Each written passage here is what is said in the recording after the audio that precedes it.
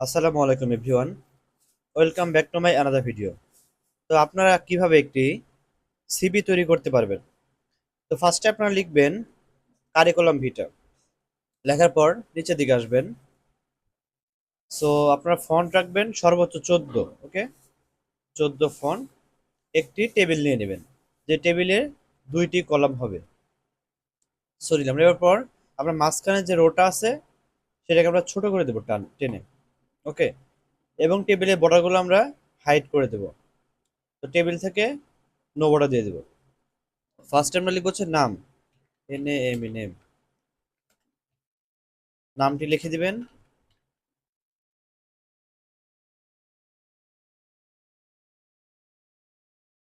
দেন হচ্ছে father's name, father's name.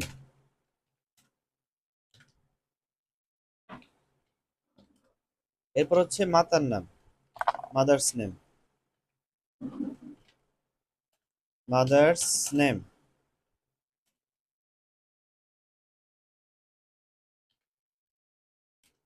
দেন হচ্ছে আপনার ডেট অফ বার্থ লিখে দেবেন, ডেট অফ বার্থ।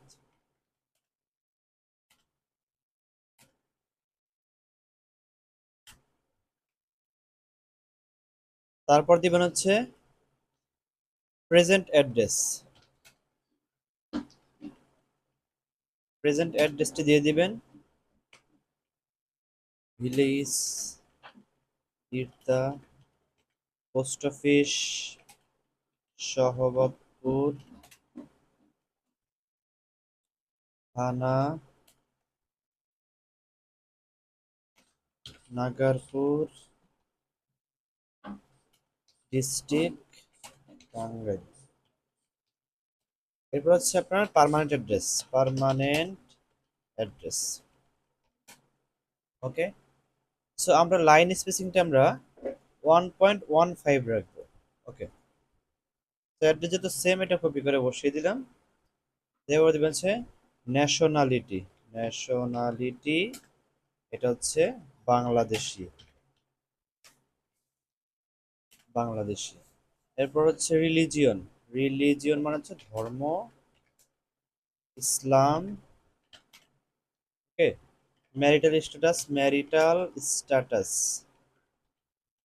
সিঙ্গেল নাকি ম্যারিড আপনার সেটা লিখে দেবেন। ওকে, দেন হচ্ছে আপনার gender, GEN, gender male oblique female. Okay, এরপর দেবেন হচ্ছে ব্লাড গ্রুপ, ব্লাড গ্রুপ হচ্ছে আপনার দিবেন যে ব্লাড গ্রুপ সেটা আপনারা দিয়ে দেবেন। আচ্ছা, এরপর আপনি দিতে পারবেন হচ্ছে কন্ট্যাক্ট মোবাইল নাম্বার, অর্থাৎ মোবাইল নাম্বার। মোবাইল নাম্বারটা একটু আগে দিলে বেটার হয়।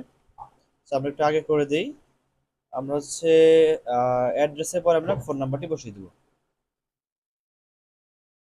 ফোন নাম্বার, আপনারা আপনাদের ফোন নাম্বারটা দিয়ে দিবেন। দেন হচ্ছে ইমেইল অ্যাড্রেস, ইমেইল অ্যাড্রেস। ওকে,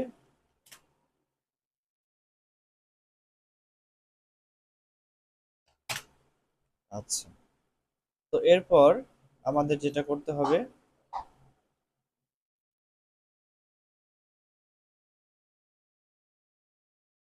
সো এরপর আমাদের হচ্ছে হাইট দিতে হবে, এই সিআই জিএসটি হাইট কত ফিট, কত ইঞ্চি, 5 ফিট 7 ইঞ্চি।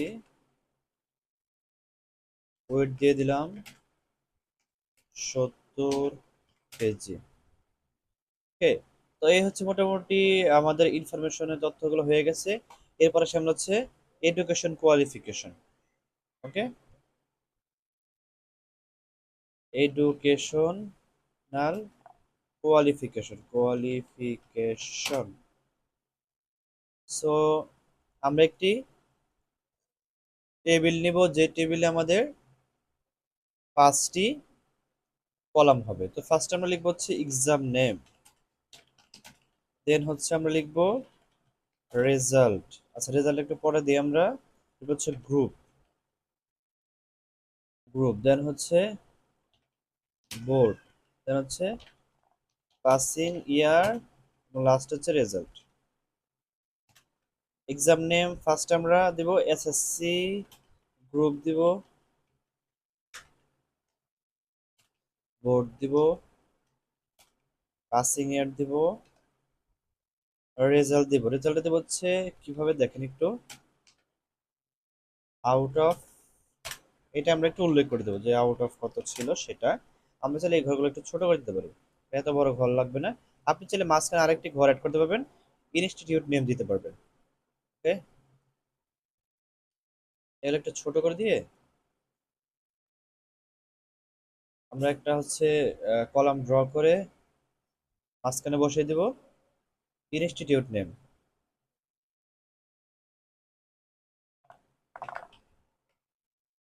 ইনস্টিটিউট নেম,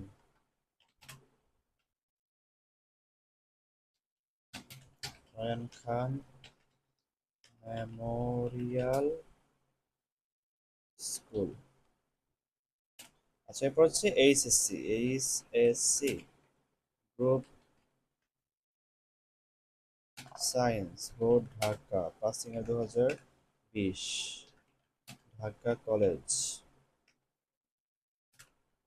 এটা সেম ভাবে রেজাল্টটা বসিয়ে দেবো আমরা।